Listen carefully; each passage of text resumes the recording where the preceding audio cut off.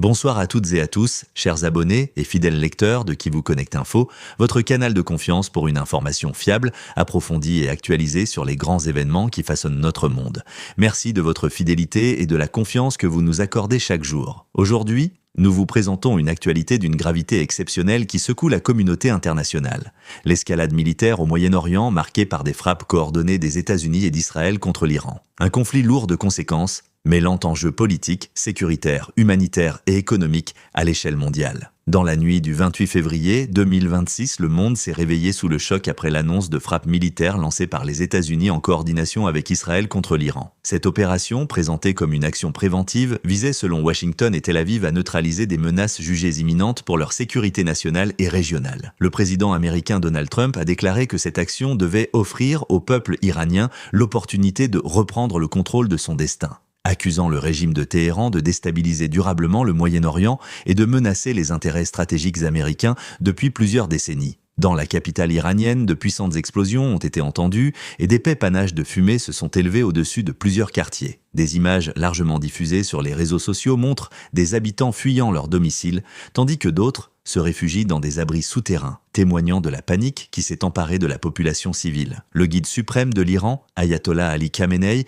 aurait figuré parmi les cibles stratégiques des frappes. Des sources sécuritaires indiquent toutefois qu'il aurait été transféré à temps vers un lieu hautement sécurisé peu avant le début des opérations militaires. En réaction, l'Iran a rapidement annoncé des frappes de représailles contre des installations militaires américaines et israéliennes situées dans la région du Golfe. Des détonations ont ainsi été signalées dans plusieurs capitales, notamment Abu Dhabi et Doha, alimentant les craintes d'un embrasement régional. Les Émirats arabes unis ont confirmé la mort d'une personne à la suite d'un missile iranien, tout en avertissant Téhéran que des mesures fermes pourraient être prises si les attaques se poursuivaient. Les autorités ont réaffirmé leur droit à la légitime défense. En Syrie, un missile iranien a frappé un immeuble résidentiel dans la ville de Soueïda, faisant plusieurs victimes civiles. Cet incident illustre le risque d'extension du conflit au-delà des protagonistes directs. En Israël, les autorités ont décrété des mesures de sécurité exceptionnelles. À Jérusalem et Tel Aviv, les rassemblements publics ont été interdits, les écoles fermées et des hôpitaux ont commencé à transférer leurs patients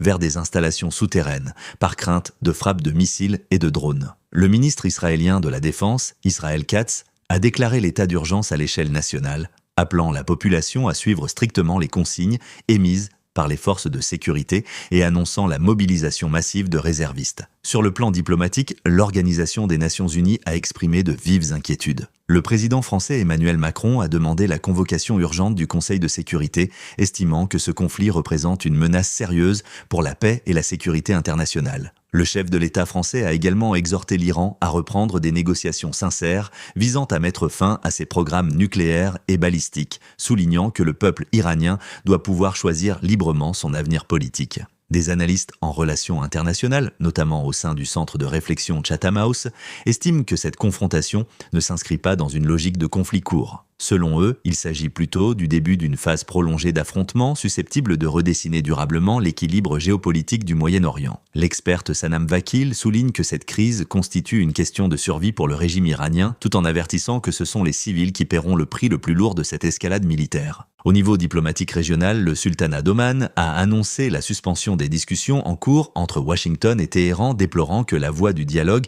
ait une nouvelle fois été compromise par l'usage de la force. Les répercussions économiques se font déjà sentir. De nombreuses compagnies aériennes internationales ont annulé leurs vols vers le Moyen-Orient, perturbant gravement les échanges commerciaux et les déplacements. Les marchés redoutent également une flambée des prix du pétrole et un ralentissement économique mondial. Dans le sud de l'Iran, une frappe israélienne aurait touché une école primaire de jeunes filles dans la ville de Minab, causant la mort de dizaines d'enfants et d'enseignants selon les médias d'État iraniens. Cet événement tragique a suscité une vague d'indignation à travers le monde. Plusieurs pays européens, dont le Royaume-Uni et l'Espagne, ont condamné l'escalade militaire et appelé toutes les parties à revenir immédiatement à la table des négociations afin d'éviter une guerre prolongée et dévastatrice.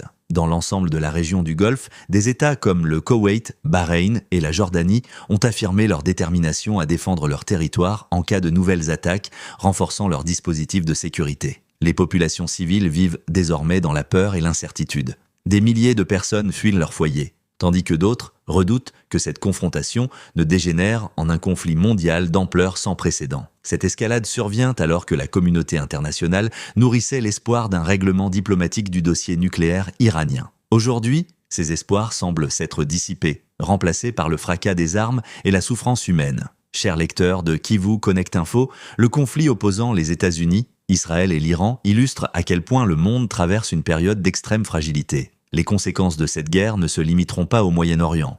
Elles affecteront la sécurité internationale, l'économie mondiale et la stabilité politique globale. Nous continuerons à vous fournir des informations fiables, approfondies et actualisées pour vous aider à comprendre les enjeux de cette crise majeure. Merci de votre attention et de votre fidélité. Restons solidaires et ayons une pensée pour toutes les populations civiles prises au piège de cette tragédie.